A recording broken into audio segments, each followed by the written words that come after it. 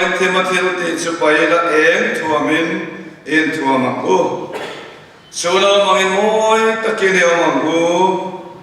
zuin buaile zuroyam lovin khorlein ngai mangam lovin in sualle dit sekam lovin lalle suwa Krista chuan in thuam so ulang in ti sachana puitin turin en ma in siam su lalpa thukan siate mamin som sakau se amen itum chaya o lalpa he Jordan lui kama kan thut lai hian Jordan rale lama kalta tengain kan room chin inenam cha kan ring tu te kan ruma kan long ngale kan lim na chuan ilo kan hun nga kin lalpa ine na thlen ve kan chak chin Vina hian ilokal hunata kan buat sai theina tura kong min ko mute kan ngai tu ho one van ramai chungin khoi takin he thu himin ngai tu tirla inen khen cha chungin khoi takin itharal thiang min polin kan le na tu han sayang che laliswan mangin kan dile amen Voin sanua hian ril ruwa om dana hichuan pathian to tulin eng tin nge kan en buat sayang inia kalta te sering sungin kan sung tele voina pavalai kan chian trenta te sering sungin keni nung damalong te hian eng tin nge lali swalo kaltu rahi Muak turin emo pathian tok turin ang tinge kanin buat sayang ti rel ruwa sareng sungin ngai tu hovila ti in hei tu hi kan han thalani kasoy nga mo mai do na amas sabera chuan thimathil ti te chu pai angai ti kan muwa mohel tho harahun to wangin Lali swalo kal doon vangin, pathian kan sumaro le doon vangin, thimathil ti chupaya, eng thuamai thuamahune, thimathil ti payangu, ti he vain sanua masabera kan seidu chu ani, thimathil ti kan seireng chu, mi ten an muve tura kan dulo. Pathian ma pho chuang ngam lo thil reng kan naum chu ho ipai vem ti hi ani fa patlan bo hi pavalai lo velna pavalai un hai se sha thotiam fa patlan bo kha kan sia sei thui ngai lo wa fa patlan bo kha pa ro chan pa ne na ro chan ai di la bible ti kan han thiri chuan Aol sambel khop mai ma se ngai tu taila pavangai te hian kan fa te hian te hian min ron dil ve ta se kan o mai chu kaling dik lo fa patlan bo pa po hian in a o mai lo wang ti kha rin oma nasata kin anin diala ni lo ve punan seidu na ma afa pa in atume awangin eng bo ni se Ti hian ero chanai chu la kalpot mairo tin achwata ni hian karinga apa hian ril runat takin achwang ti arin omani avakalta nuwa machena toy zongin ti chuan vok chope na il lohia nai khopin alo pacheta Chuan to pa chuan ai ngai to chuak ta apai nei tur atam te lul ne eng lo ko me mo fokina e de hanen ti por cha ve to mai chutin amale mai ngai to chuaka ti chuan khoge kan kil le tiang ka pai nei tur tam khamo chada kil le chani fa pa ka lo ho he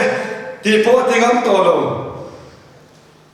Ain chunga pain chunga boy sialo pakhata misiam dero kapa nama chua thil kalau diswala tena nena hot urin ein bot seta kha ania Svoina karil rom chu pathian to tur karin bot sai koma hian vuak na phota alam hoile lo turin in bot sai ho ke ni ho hi fiam thun ka te chena ki etisia hian dan momal de kan ya ran kan han vut ve du po hian vut thai kan le ar le vok kan vut ve theya thok tu zertir tuwa thok takhian ti chuanin kan han vut ve dot point kan han dila vok kan vut point pani ba phalan ni lawa kini pon kan vut ve a fiam to ka tin sia chu vok vul ni trai le vok in bola hen sim na ma ti pa hen vok cho kan han pe an mo veo ni karil rom chu Fapatan bo karil rom fo ai chuan pathian in amin vuak nat ker ma anga kanom ker na ka pathian to le tura pathian lam le hi akai manang ti hi ala om chen voina kanuna de kan suna kanuna de kan sun pavalai chatak tak kum valai chatak tak chung den dinga chung de chatak tak kan pavalai ten an kal san he van poite lul em keini num da malom de hian kan pathian tok tur hian kan bo sai me la hian vuak nat phot ngai lo turin ba pathian in amin vuak na ta ne lam ki phot ngai lo turin pathian lama hian kan nun hi hoitiam chalai tu chalai sen na kwa hian vuak nat phot ngai in nun mang lo la pathian lam nai sel phot mai ke u chu Timothy te du sa pai ula Timothy te pain fapatlan bo sa nen alo le ta lali swalo kalma apain ro arel ma ade wangin khongai dai na chuma chuan tuam lo min alo ta ti so fapatlan bo ro lo le khan hela he ro lo la lalpa kaswal na tama te mi fica sia clark kanilo ifapa povo clark kanitalo mas se mga onen suan duate in minlawang si pathian hian apa fapatlan mo pa hian voina hian minlawang pathian to in boss na chabelchu lalpa kaswal na tamai fapa vota kanilo ve mas se ichum de zinga cross kaltana mintel ve vain ignena kaloki re kaswal kakalsane dia pathian in len mai hi pathian to in boss na bul thu ma chu ani ado ta chan chu na mangin moi takeni amang hei po hi tan lam violo chu na mangin moi takeni amang chu na ti do mi molaya iti duang takhan inun chupang zero tina ani nun phumpa ngai mi te ma soi kak nun pathian ma din pui ka nun in numero tina ani chona mai moi takina mago zrin boy le zuru yom lovin hor le ngai mam lovin in so le ni si kom lovin nun cha nungin pathian nai tuin bo sayangu kan thei to pa pathian ta na kan lo nu ve chung po hian lalpa ka sola tama kan la tilo thailo nema sadari pathian ta na kai bo sa chabel chu amoi theyang bera kan nun hiani eng thuam in thuam su yang bu hei poi mone kan bo ni ti sa ti senan ni silo lang le thu nei na te he tim chuwa rolel tu te le van mun kharau swal ho om te hi ania wangin em thuam ngai in swala in vuak chora silai mangte in do nita selan chu ahu purom lo chin te mo along ma na then khat an chuan mà sẽ cái niên bát đề đẹp tan cho nên in suam ngay khi ta sẽ hurong run mấy đó là cần chi ban khai là mình thêm lúc lúc mà thì cái lòng đẹp tu ra nên em thua mình thua mangu em thì hít chú là lý xóa soi nan chọn em tắc thì hít mà nên gì à chú hay hiền à cọctel thầy thua mang chú mà này cái gì là cần tiền lúc tiền biết bao khát tiền thu soi ăn lâu soi chọc em hi xóa này đến Pawl thiếu xiêm riêng xiêm mất sạch Isua soi buka chú vang chân Genesis cũng khata thiếu xiêm mất sạch là khát Isua ni alo soi anh lâu bồi bui khóc mày mình dọn nghe nghe chiang ta kinh cái sri lanka khám khát chú Genesis cũng khát chạm cho mình soi khá anh em em thua mình thua mà ngồi thì Isua thu zil tiêu thu đặc Pathian thu te em cho nên thiang nem soi nan te Isua do anganun soi nan te po man ani bok chen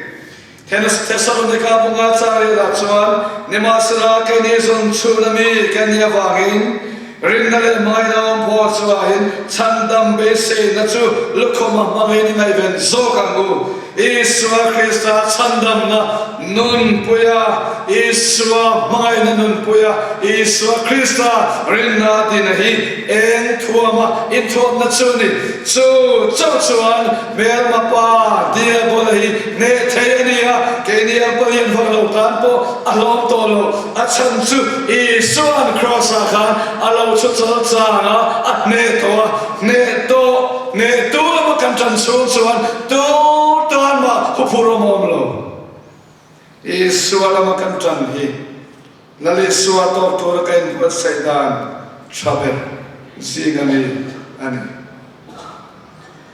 em to ma soi zo khan Isua Krista chuan into amula ti kan hulea pathian to into am na thatak pakhat kan hu chu Krista chuan into amula ti ania Krista ne into am asoi hi hedia thom no de kan lei don te hi chuan ke ma ni mil kan zonga nima sala Isua into am ve tur chuan Kema ni mil ani thei tolo ama mil kan so na mai ve thum ta ani so khovel ne na kan dang lam ne khovel ne na lo na ani ta kema ni mil kema ni ngai tuana kema ni chak zo zakopa o akha kami amin athuam azon chuan Isua thuam ne ai mil thei lawa Nima salama chu Isua mila thuam tu chuan pathian thu le ko hana o zilti na mila anu na ngai ta la siam tu ina siam ngai nom katia kao hi zakopo nima se esawa thuam kai belsi he taksa chu ma hian zakopa ril ruang buk tu ril ruang sol ti du na te mi sing na ril ru te mi pon mai sian man khalo cha na te thil shang alo lu zut chin so na chu zakopa awang le zakopa nun nima se Isua do ami anun shama tharo thiang lim manga chuti satilti helama chanalom chuti lungkhan thara vai nuang rolo to Krista silfena in thuam mai hi chuni so Krista chun thuam ta ama nen kanin zomin apoi mo ani Isua Krista chuan in thuam bula thota ka Isua Krista ne in som nahi ani thota kanun hi poimo thota chakalal pa Isua Krista thota Bible na soi hi chu kalal pa Isua Krista le thu te hi ani asau le so chuan pathian le athu te hi thota ti a asoi thin chu ani chu thu chuan in thuang bula kanuna ina chan chu do han sai vele do manga thil ti mai chan na point he chu Pathianni na rem te lo thu tak apoi moni kan ti mai hi ani rin na le mai na pho rin na le mai na pho dial mudian asoi hi dikho mai rin na chu Pathian thil pe tin asoi china boro chu hi blu tu ania chan choi tu ania mitam takin rin na chu nasataka feel thing thei tu ringin ngai chan chu tero kan rin na le kan sandam na dei feel thing thei lo a hian ka dik chia ta lo ne nga ka thara nu ni a fel chia lo ne nga ti kan nei fo ne dia mo dia chuan rin na kan dia feel thing kan tum hian hei chu ke ma tan chu rin na anilo anti khora romo som cha som pasari agin rin na chu sian na train lo kala chu da chan chu rin na chu lo kala katan chuan kanena chak ta lo lu tu rang hi anilo fa katan chu thu ma Pathian Pawl hirin na chu ani churin na chuan lim takin minam tira thi khamwan na ne chu nun chuan kanun himin siam sak thin rin na chu chak vak lo tan puwa van nam lu theina ani mai thea chumi do chia se hi ngai dom ka ti chu ni pakhata rin na chak ero chuan van nam chu ama athenti thi rin na chak vak lo chuan van nam chu aswai kheng mai thei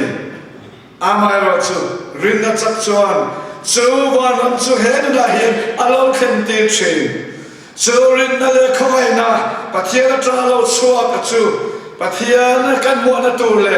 Pathian to tu ka mo se na tu poimo tam le kan rau thuam ani rin na lu sia kan hai tu ayam Patrick Henry hian rin na hi lo ngai lu khop maya athi don khar fa na zong zo ko khoma ka thi don ka thil na eng kim ka kal san do ne hei kal san chewila ka do ni chu chu Pathian rin na hi Pathian rin na hi in ni ngai chuan eng ma material thil sum le pai hi kal san lo cheu mai la mi hausa in ni tho tho chu ai rin na hi kal san chewila ka do eng po nei ma ula rin nai nei lo chuan in re thei ani don sia ti in rin na hian rin na kan ti hian Pathian ka rin na ti hian helama ka chak lo sia ka pon chua ka chak lo rual ka chak lo na min pui tu chi suani ti ka pon chua ngala chumi a chuan ngan lo thei lo min ka mani ti po ka pon chua ngala min doctor pan chuan har san na chu ati fel thelo sia a sia da wangi doctor ne na akana doctor apanemo doctor ko wang ringot khan achata ani nova doctor rin na khan doctor in na thok thei turin ama khan rim chan na siam ta ani Isu Krista kan nian kan filta aningot lova Mase Isu kan na vai ke manilam prinlo na kan sia alam kan pana Isu kan nena na athok te ka so ani so ai Isu rin na hi kan hausam na thuru rin na ko lali suwa local tur kan mo na ko Pathian to tur kan bol sai na ko thil poimo takani ato berlam adot lam nai tai leng be se na nong nai hi lale suwa local kan bona tu le Pathian to tura garin bor sai na tur poimo takchu ani Spurgeon akhanin Londona Thalai Pathianni thu sir kha London ko khera thusei sir turin practice tun atir chuak thina aron hole hianin aloso zia eti sila matang point practical work nei turin ko ran hawa kanan tir thina thatakin ko ran committee le ko ran hovin yellow dong song thina kan lom khok maya attention to say na hunte lopea Sunday school sirte na hunte kong sang sa yellow dong sak thina kan lom khok maya chut yang che ran Spurgeon na chuanin andaw da chu atir chuak ani hei hi kan rombo na se latan pathian to turen buat senan poimo len che chuta ron hole alo so chuanin Thalai Pathianni kapu ke chu thu ka sei ve thu sai na hian tu ma lali suwa rum nai po hi an lom lom Spurgeon chuanin toite in zona zon leta ani wala thui sei don khadin Pathianni na thaka mi tuwe mo lali suwa uphana dan mangang ti be sei nei nei em chuta tlang wal chan na chu kapu ka be sei lo be sei tur po kan lo Thalai kalania practical mai ti kan nia chuwa chang tu mai ka thu se tang chonin mi point chan chin cha shema se oi chon lo man pian thar chon lo van Thalai kalani tlat lo ti na cha Spurgeon na chonin Vala chu chia chu mi chu Pathian be sei na nem thui sei lo chuan Pathian be sei na nem roi bo lo chu tu te lu lim nge lali suwa chu mu thea chuwa in lali suwa roi bo la ko vai ta na poi bo chu be sei na hi ri vai na kan ta na poi bo lali suwa lo kal tu kan mo na le Pathian to na kan bo sei na hian kan ta na poi mo chu be sei na hi ni lali suwa lo kal do na vai na hian ama be sei na nu kan ni kan sak na ni mi thiam hovin be sei na lut zia an zira an sir da ni chakop maya sa zo kan la khom lo male group ne athena sa zo kha group ne athena chu sa zo group ne athen chu pakhat chu bo ma khan da tui om theina bo ma khan da mak maya khoi zui mia lawa da kar khat chu in 95 sa zo bom chuan khum tui om nan tha da kar khat chu in 95 meni 95 kan ti tok an chau an thi ni beran chu an chau vek meni be sei tu om to lo Masa group kan ve tu lo chu bom ngai chia anan thuna akar han la chuak le thina an da le thina an la chuak le an da le thina mabdep me chu dar kar somni pali chung khan chung sa zo chuan tui chuan lewa an thum kho chuak theini chutan mu chu chu amak khop me Sazu dam khotsuwa group pakhat tekha anla chok thina wanga dam anilava an chok tir le thina mo wanga dam khotsuwa anilava be sena ne wanga dam khotsuwa kanni chu an ato pan sia dam chu akar anla chole thina khan chole me be sena ne dalut le Lục suak le be senan le anda lu pokat be fana so dar ka som ni palichu tui khan le thini he khovela lali solo kal kan na le pathian to le bo sena he achan chuan kan be dong thin te ro ko ran hau ta thik to pin kain mang ve ma se ge ka tan lok no ka thian deu chu in song sang pui an sa in song sang pui an sa ke dik ta ka lo ti ve hian Kristian te ka Pawl Kristian te in nuam ta kin kadam te la motor thar cha po kan le thei ve la wa adika man le khove li ka chen lo ani lo mo thil shan so tu rom nema salamini suwa be sei chuan chul ngai dale magan na hura chuan lali suwa nga tuin chatna anei thin mi abe sei nei da bo chuan pakhatte ti abe sei nei da bo zel khan akwa nga hian perek pakhat ikin lu zel ti nani anti thin Chawhnu ke ni awilali solo kalenge ngi don kanchia lali solo kalle don ni melowa van Jerusalem kia takani ti kanchia chumi be se chuan ho iding ringu chuchali so tortule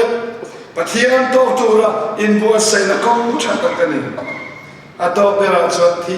ingi mo thi thlei na milom ro finishing line kan thlen ngai thupon mune cha so ma khan thi thlen ri no me lom ro ti son nun lukhum ka pe che alak lot luk sani apoi mai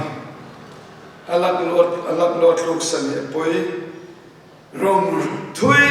takkan bol to ato thlen lo hi apoi ne ring to pakhat suathia van rama kala chuna van tir ko ma chuan van ramai lu theina tuin van tir ko chuan ege ti thatin nei sero ilu na turin mak sai bu hai antia amak zogin kole saman ni bu mak zog so hi ahem riawa mak sai bu hai chu ring tu thatak mai chuan se pathianam ka pe Koran hawa kan country Urkṭp ate Pawl ate kongshang shang ram thara te po kan mang ivan ti cha chung song se chon mak song imu he se zero se da mira thei te po katan puya sila chan me thai ma chu ko chu katan pui ti shan se o cha ma khat imu bele se zero ma sa imu ngai ngoi fang se tu ni ta lo kapu se tu re ka nei lo miswal ka nei ya lali suan min chan dama ama chu ka ring ani mai abat eng ma se tu ka nei to lo ve van tir ko chon ole dikhan ma sa ama sa imu van rama ilu thayang voina yen mishinga chonin te doni namo tu mai te tlim zorol kanam lo korana wakan ti te kha to na sai khan pakhat ma asai ser tur ani law sala la tur chan nam na ko ayan khogai na hi apoi mo klem qualify lo chon ka sai fia de lo chon le lam pangkha alo ring palang ti lam na ka ne Tirgo Pawl theologia sida theologia po ania khongai na hi apoi mo lutuka chune khongai na ni rual chun chu khongai na chuwa chun anom rang theina turin Pathianni na da na pe ka hi zo fam king hi apoi mo thito pinan be ma se da nan ti chala kha chandam na ni lovin khongai na chuwa chandam na khan anom rang theina turin ani zo Chawhnu patni khan kal kok tat lali so to ra bo sai na pathian to ra bo sai na ko ai nang le kai kan fel fam kim don lo ma se ke ni awi miswal mai kani suan min chandam chuan ka the to ka kia korana wa he Pawl he Urkṭp koran mesia korana wa ka tel feni lalpa atam ka nei lo ve ikhoi na wa somina lo ikorana wa ka tel ve ti ma sa kan mo na tur ani so pathian to in mo se na travel de singami ani Chawhnu so khoi na wa ho korana wa ye the to pini be ya hu lani so alokal on ni ro pui lo kheng don ta kan ha la le man ve chumi huna chun sole la moi chu klo ma thi va chian in thenom to lawang chumi huna chun limin kan sayang Pathianni na kan ta na bo se ram chu kan changa aval limom do ne chumi huna chun he khowela lim top lao lovin lim top lao ega mo lo khen lem ti kan lo na hiom top lo fanga lim top lao lovin kan le kan chumi kan san the tu vin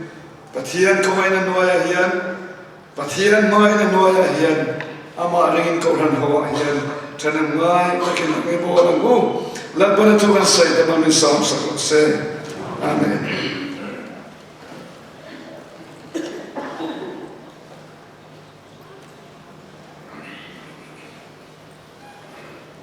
le kan kun kan ti tong ton to ma kan thu cha soi tu hina to top na na man la number da ni le sum nga na ni ro pe lo theng don ta kan ha la Emmanuel so le na mo ai tlom na ni chu chan dang pa te kan ka le na tu chu ti kha ka sa na ka ski ka rin ma som na in kan in committee sela tho me to sa mu